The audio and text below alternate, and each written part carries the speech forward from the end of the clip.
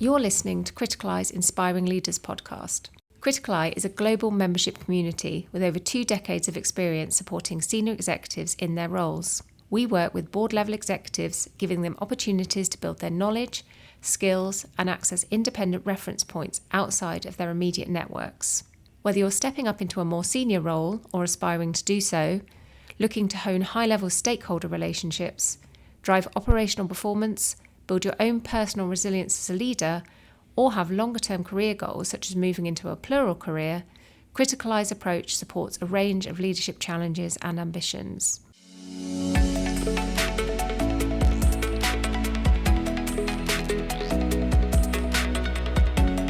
Hello and welcome to the Criticaleye Inspiring Leaders podcast. I'm Bridgette Hall, a senior editor here at Criticaleye, and today's conversation is about what it really takes to lead as a CEO in a turbulent and fast-moving world.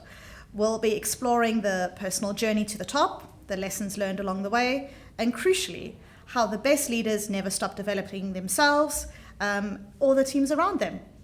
My guest today is Mike Maudsley, CEO of Enfinium, a leading UK energy from waste to operator, diverting over 2.3 million tonnes of unrecyclable waste from landfill and generating enough low-carbon electricity to power over 500,000 homes and businesses.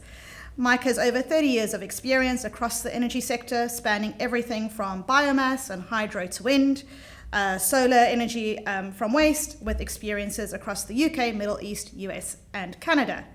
He joined Enfinium in 2022 and has been driving the business forward at a really defining moment for the sector. Welcome, Mike. So glad to have you with us. Great to be here this morning, Bridgette. So, Mike, I think a good place for us to start would be to expand on the little introduction that I gave. I hope I did a good job on that one. Could you tell us more about your career journey to CEO? Like, was it always on the cards for you? Yeah, you did a great job. I think, yes, what else can I say? But it has always been on the cards. And I have a little story from earlier this week where it's been on the cards since I was about 15 years old. I always wanted to be a CEO. Where did that come from? Well, I used to own my own paper. And actually, this week I was with the Sunday Times editor for a breakfast. And it was the Sunday Times I used to have to deliver on the Sunday paper round. And it used to have an appointments page. And in that appointments page, I used to look at what are the best jobs. And then how could I get to become a CEO? And it needed a degree, it needed this experience and that experience. And so I have always taken my career as, right, that's what I want to be. So what building blocks do I need to get there? And build on those building blocks from a degree to a financial background, financial experience. I'm an engineer. That's my trade, and then building on those Lego blocks as I see my career, making sure that you've got a very wide base of solid foundation that you can build up in any direction. So it's been there since a young person. I love that because I've spoken to CEOs that have gone kind of in both directions. Either they thought like, oh, I never thought it was possible, but yours was very intentional. That's amazing. And it probably comes as well from being a sports person. I used to do judo. That was my sport, and I was a national champion, I was a black belt, but you start off as a white belt with no experience, and all you want to be is a black belt. What I'm taking is you're very goal-orientated, and we can come back to like how good that is in terms of leading a business. But when you stepped into the CEO role, what kind of surprised you the most about it? So my career is built up, as you mentioned, over the power industry, 30 years, and I had previous experience as a CEO, general manager type level roles within large organisations. So my whole history, my whole career history has been large corporate FTSE type 100 organisations, and so I've had this background of when I came to become a CEO of Enfinium. Enfinium is an infrastructure fund backed company. It's like a private equity structure. So their thought process, their drive and what they want from the business is a lot different to what you'd have from a large corporate that's got a perpetual motion of I'm going to go forward for the next 10, 20, 30, 40, 50 years, 100 years and continue. Whereas private equity generally looks at 2, 3, 5 year plan. My infra fund looks at a 10, 15 year plan. So to come into an organisation that has a different view of what they expect was quite challenging, because I thought I was just coming in with the same experiences and run a business in the same way that these big organisations. And it was learning from, I guess, one side is that they said, they introduced me to the business, they gave me the job, and it was get on. There was no, this is what we want from you, this is how we want you to perform, this is how we want you to act. We've created a brand new business, we brought two businesses together, and it was just get on with it, which was pretty much, wow, okay, so I can go and do anything then, can I?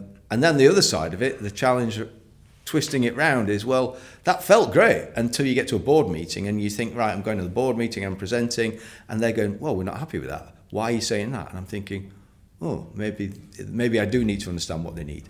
So that was one side, is go on and get on and do it, but without a lot of guidance. On the other side is understand what your board need, because don't go to the board meetings without the right answers, or at least what they understand. Yeah, I mean, I speak to a lot of CEOs who say that finally that buck stops with you, and that can be really, really quite difficult. It can be difficult, but that's the bit I like. In the sense of a CEO, that's why you want to be a CEO. You want to take that responsibility and accountability. And if you can't take that accountability, then you really are in the wrong job. So that part is easy. It's that the harder bit is understanding what the target is.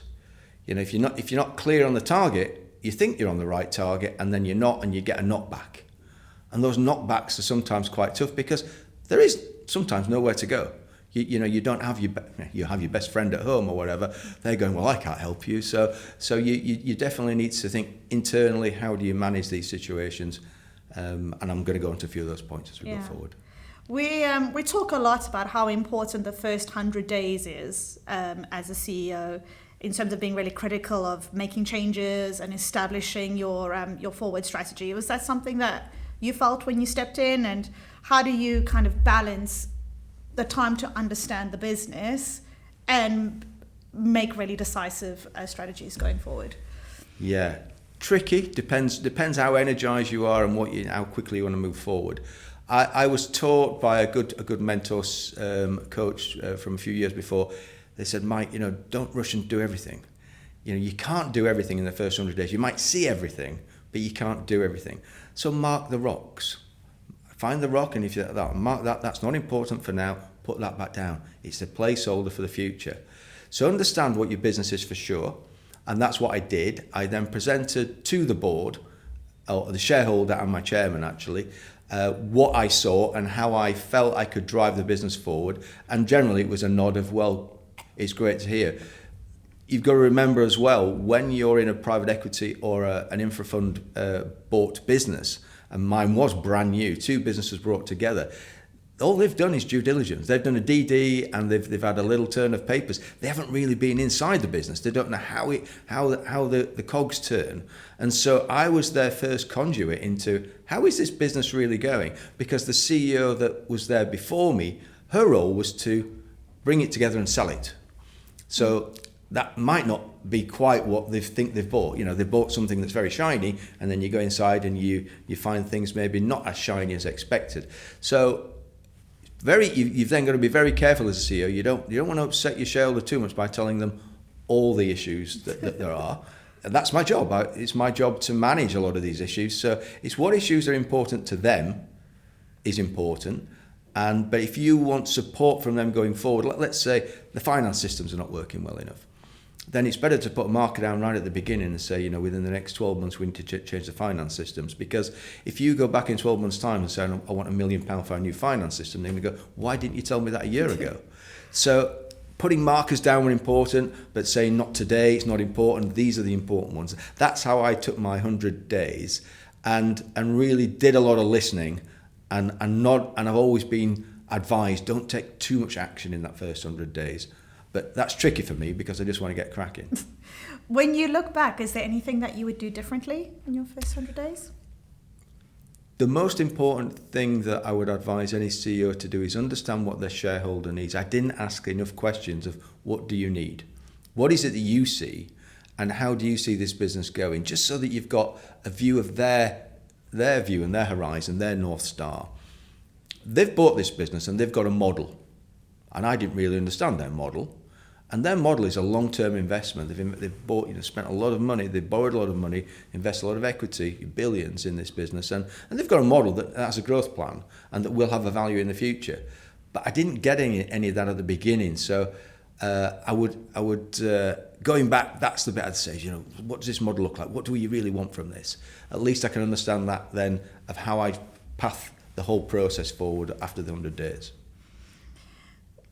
When you think about your time as CEO, what would you say has been one of your biggest early wins? I had two quite early wins. When the first one was that I came into the business and I did think in the waste sector, the energy sector, you talk about carbon dioxide, CO2 emissions. In the waste sector specifically, or the energy from waste sector, we are not taxed by our carbon emissions, but we will be in the future. This area wasn't even understood by the shareholders, and the previous CEO had basically said this isn't going to happen, that it's not going to be an issue for us in this industry, forget about it, we don't want any plans in that area. Where I came in and I said CO2 is an issue that we need to manage, and I'm saying if we don't manage the future, the business will be different. So carbon capture is part of the future, and we need to understand it.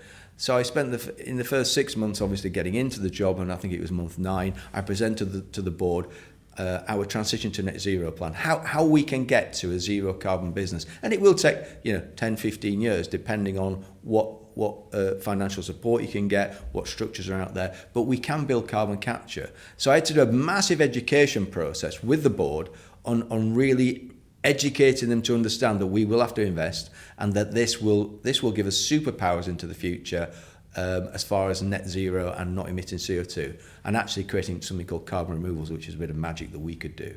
So that was one. The other part of a quick success, which is probably in just after a year, was value creation. I didn't even use the word, not used it before. And they said, I want you to do a value creation plan. Now, anybody that's in private equity or in infra, everybody knows this. That's what you do. Well, I'm going, do we have to do this now? I haven't even finished my 100-day plan, as far as delivering the things I wanted to deliver. And said, no, you have to deliver a value creation plan. We got a fantastic result out of it. And we have a very clear view of how we can create value, both on our operational business, our construction business, and our future business additions. So we've got a very clear plan. And both those two, when I presented them to the board, whether it was the carbon capture or the value creation, we got a round of applause. Now, I don't even get a thank you from the board sometimes, and it was like a cheer. And you think, wow, have we made great progress here? And then you give them permission to go and play, run your business well. Yeah. I think communication is so vital.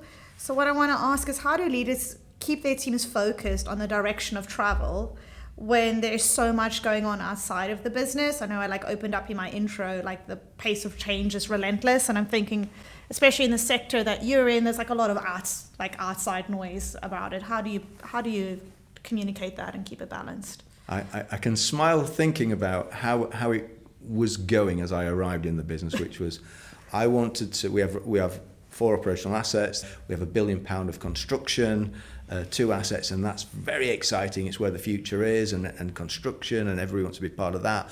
And then there's all the future of heat networks and carbon capture and private wires to data centers, all these things that we could create in the future.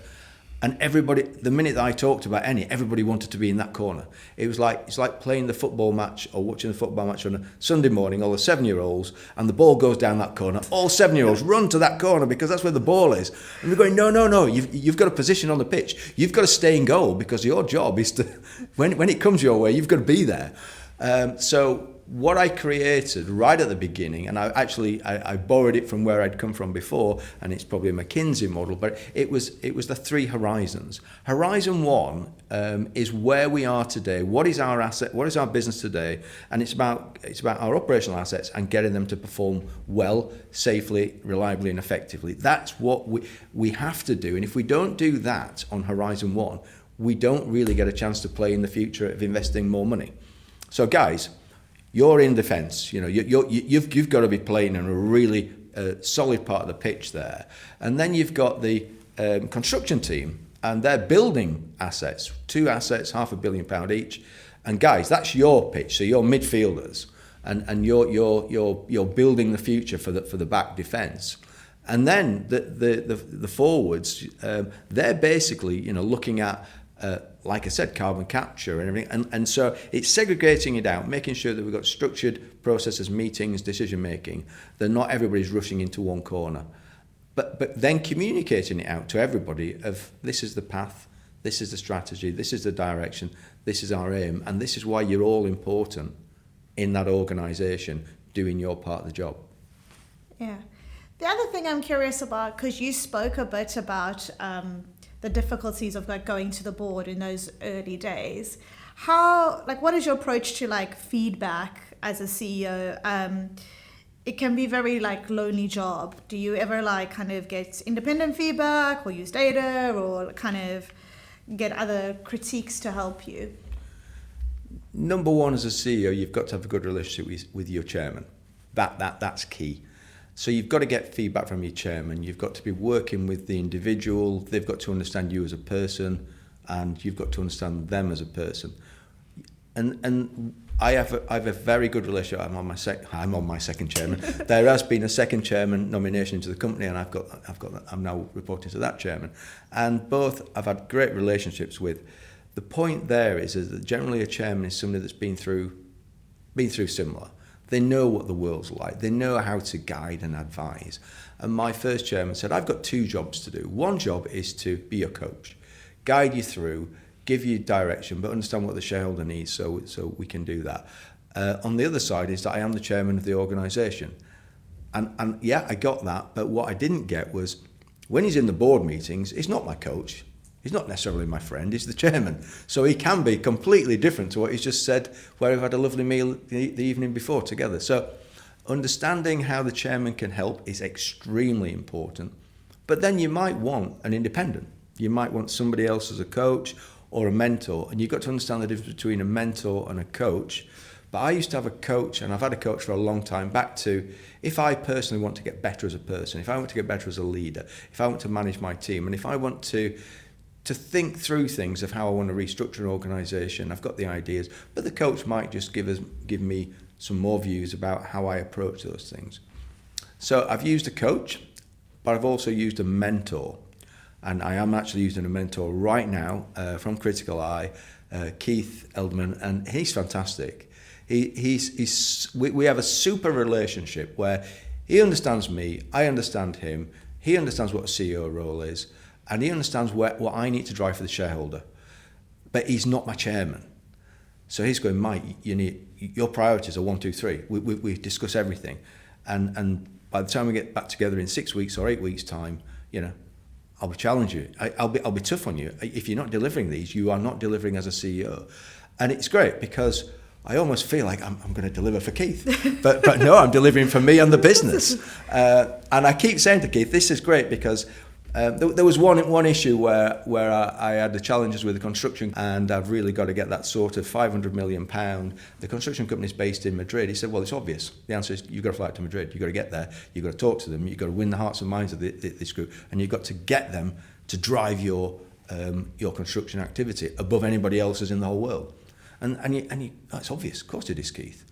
But because I have 12 or 15 issues, he helped me work on the ones which are the most important, and he's still doing so. Yeah. You mentioned having to change chairmans there, you're the second chairman that's entered the business, and you've had great relationships with both of them. In terms of building that trust and that relationship, do you think having someone like Keith, who was your mentor, helped you kind of navigate that? Definitely, because what you forget is you're doing the day job, and the next thing is a new chairman's coming in or chairperson. And you just think, yeah, well, that's going to happen next week, and it's just going to become part of the process. Whereas I was clearly advised, part of your job is to make sure that you've understood, your contractual relationship with your chairman. What is their role? Because the new chairperson may have a different view of what their role is and what your role is and what they expect. The chairman, I was lucky, he'd been a Ned in the organisation before, so he knew the business. But I would imagine out there quite often you get a chairperson that comes in that doesn't know the business. So you've got to educate them. You've got to take them all the way through this. But I do the same with my Neds as well. And what I learnt from the early days, actually from the chairman, was you can't come to these meetings, Mike, and just think you've got the answers and we're all going to go yes. You know, you've got to be very clear, and you've probably got to do a bit more what I actually call chief whip. I've got to be around the Neds and the investors to tell them where we're going by the time we get to the board meeting. So that's important. That really is important, and that's the winner. That is the game changer of how a board works. So by the time you get to a board meeting, job done. It's not quite, but it feels like a slam dunk. It feels like, you know, you've scored the goal, you got the try. It should feel like that because you go on the pitch to win. But if you haven't explained to the team what the process is beforehand, they don't even know what the winning game is. And quite often, if you think about it, every Ned, every chairperson, they all have experiences they want to bring to the table. So if you've done all your work at the pre-meeting, and that includes my CFO, Jenny, or my Chief People Officer, Tom, who are both members of Criticaleye because it's part of how we work and evolve, is I got Tom, right, you're in charge of getting us the Remco through the process. Jenny, you're in charge of getting the risk committee through the process. So make sure that they're all landed before we get to the meetings. And that's how we do it. It's a bit of a, go out there, tackle a few tackles, and then bring them back into the room, and they're absolutely fine. I love that analogy about the chief whip. I often think like politics needs to like take more on board from business, but there's no one thing we can take from the politics. Has there ever been a piece of feedback that you've received that you felt has genuinely changed something you've done in your leadership? It was my chairman that had said, Mike, you can't always be right. That's, wow, I'm the CEO. I thought we were always right. And he said, it's not always the case, and you don't need to win every fight.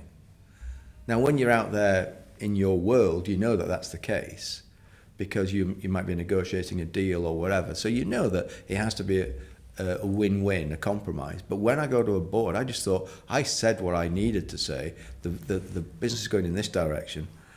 And sometimes the board is saying, no, Mike, that's not what we want.